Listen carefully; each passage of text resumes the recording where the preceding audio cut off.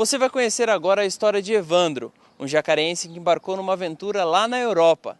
Ele e alguns amigos cruzaram o mítico caminho de Santiago de Compostela, na Espanha, de um jeito um tanto diferente. Santiago de Compostela é uma cidade no norte da Espanha, a 600 quilômetros de Madrid, capital do país. O município tem 220 quilômetros quadrados de área e até 2012 tinha mais de 95 mil habitantes.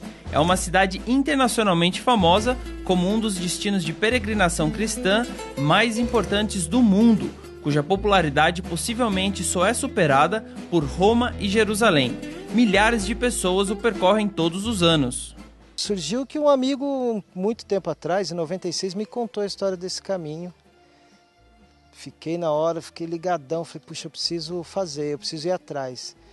E a gente, em 96, não tinha internet, não tinha Google, nada, né? Meu pai tinha aquelas enciclopédias Barça, e eu fui pesquisar ali, comecei a ler sobre o assunto, gostei, e falei para esse amigo, um dia a gente vai fazer esse caminho. Em 2005, Evandro sofreu um acidente de moto no caminho do serviço que o deixou paraplégico. Saí de Jacareí para estudar em São Paulo, depois eu fui morar no Rio um tempo. Quando eu voltei do Rio, eu fui trabalhar em Ubatuba e me acidentei. Então, e aí eu voltei para Jacareí. Tive que voltar para casa dos meus pais, foi um recomeço, né? Foi uma nova vida. E eu achei que esse sonho, eu tive que engavetar esse sonho. Mas a vida foi me levando, me trazendo de volta, sei lá, para o esporte que eu sempre pratiquei. E aí eu descobri a handbike, comecei a pedalar. E aí um dia eu participei de uma corrida de aventura em Brotas. E eu pedalei um dia inteiro por lugares que eu jamais imaginei que uma handbike fosse passar. Pelo mato, pelo brejo, areia fofa e tal. E quando eu voltei dessa corrida, eu abri aquela gavetinha de novo que estava fechada e falei, pô, dá para fazer o caminho de Santiago. Evandro retomou o antigo sonho de fazer o caminho de Santiago e começou a pensar em uma equipe que o acompanharia em sua expedição e a ir atrás do que precisava para tornar o sonho realidade. E aí foi um ano batalhando, eu escrevi esse projeto e fui apresentando para os empresários aqui da região. E graças a Deus eu tive uma recepção, assim, uma receptividade deles muito grande, porque eu quase não ouvi não. Os que eu apresentei, os caras, eu tô dentro. E aí eu levantei essa grana, convidei a equipe, né, os caras toparam também. E aí aconteceu. Eles fizeram um estudo detalhado sobre o local e treinaram por 3 meses. E mesmo assim, não foi como planejado.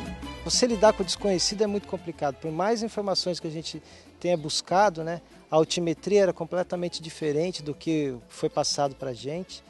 E a nossa preparação, a minha e do Josimar, que foi outro cadeirante que foi comigo, a gente treinava todos os dias 30 quilômetros aqui atrás, puxando a mochila, puxando a cadeira com a mochila, né, simulando tudo o que ia acontecer. E os bikers, que era a equipe, eles vinham nos finais de semana para treinar com a gente também. Então foram 3 meses de dedicação, já com a cabeça, né, 1000 por hora, sonhando em estar lá e tal, mas que valeram a pena. Foram 3 meses, eu teria feito 30 meses se fosse necessário, foi muito importante e valeu a pena, tudo valeu a pena. E no dia 29 de agosto a equipe partiu para a Espanha, palco da maior experiência da vida de Evandro. Assim que chegaram, já se depararam com o primeiro obstáculo da viagem. A gente, por uma quebra de equipamento, a gente teve que fazer um trecho que a gente perdeu 3 dias no hotel para iniciar. E aí a gente teve que fazer um trecho de van, mas isso não comprometeu, não tirou o brilho e não aliviou, porque o trecho de van que a gente fez era o mais planinho. Fortes emoções e o espírito de equipe marcaram a viagem. Quando a gente chegou em Madrid, a handbike do Josimar, ela foi transportada de maneira errada pela companhia aérea, ela chegou destruída. E a gente, você imagina, a gente chegar num país que não conhece, mal falamos, né? A gente rola um portunhol lá e a bike destruída.